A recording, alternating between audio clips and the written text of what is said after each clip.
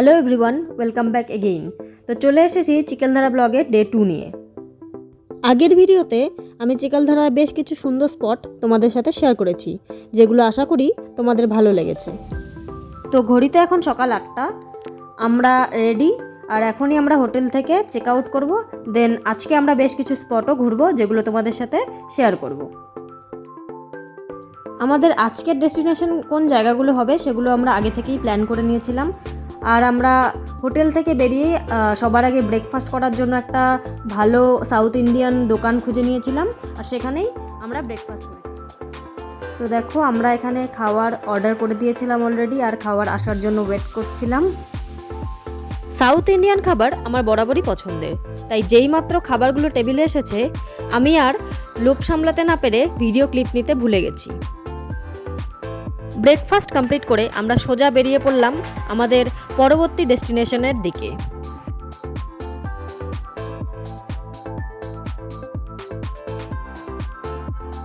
আমরা যে লোকেশনটিতে ছিলাম সেটি ছিল পাহাড়ের অনেকটাই ওপরে, আর আমাদের আজকের ডেস্টিনেশন ছিল পাহাড় থেকে খানিকটা নিচে নেমে, যার নাম হলো ভীমকুণ্ড।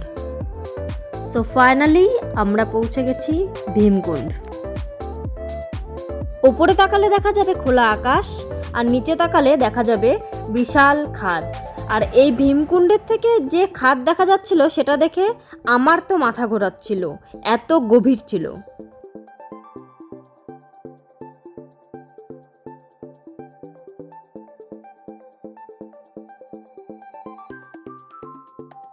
দেখে এলাম ভীমকুণ্ডে অসাধারণ প্রাকৃতিক সৌন্দর্য, আর আমাদের পরবর্তী ডেস্টিনেশন ছিল ওয়াটারফল।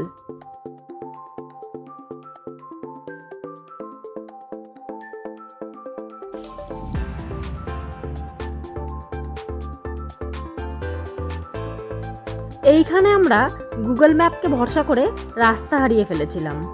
আমরা যে ডেস্টিনেশনটা গুগল ম্যাপে সার্চ করেছিলাম সেটা যে পথে দেখাচ্ছিল, আসলে সেখানে কোনো পথই খোলা ছিল না।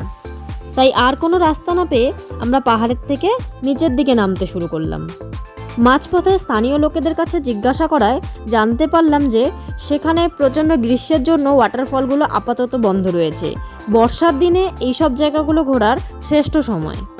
পাহাড় থেকে নেমে আমরা যখন অমরাবতীর রাস্তায় যাচ্ছিলাম, রাস্তার ধারে চোখে পড়ল আমের দোকান, আর দেখেই লোভ সামলাতে না পেরে আমরা আমের দোকানে নেমে পড়লাম। আম কেনা কমপ্লিট করে আমরা গাড়িতে উঠলাম, সাথে ম্যাঙ্গো জুস নিয়ে নিয়েছিলাম, কারণ এই গরমে ম্যাঙ্গো জুস খাওয়ার থেকে আরাম আর কিছুতেই থাকতে পারে না। তারপরে আমরা অমরাবতীর একটা লক্ষ্মী মাতা মন্দিরে গিয়েছিলাম, কিন্তু সেখানে ক্যামেরা অ্যালাউ নেই, তাই ভিডিও ক্লিপ নেওয়া হয়নি। তো আজকের ভিডিও আমি এখানেই শেষ করছি। দেখা হচ্ছে পরের ভিডিওতে অন্য কোনো প্রাকৃতিক সৌন্দর্য সঙ্গে নিয়ে। ততক্ষণ পর্যন্ত এই চিকেলধারা ব্লগের ভিডিওগুলো দেখতে থাকো, আর তোমাদের কেমন লাগলো অবশ্যই কমেন্ট সেকশানে জানাবে।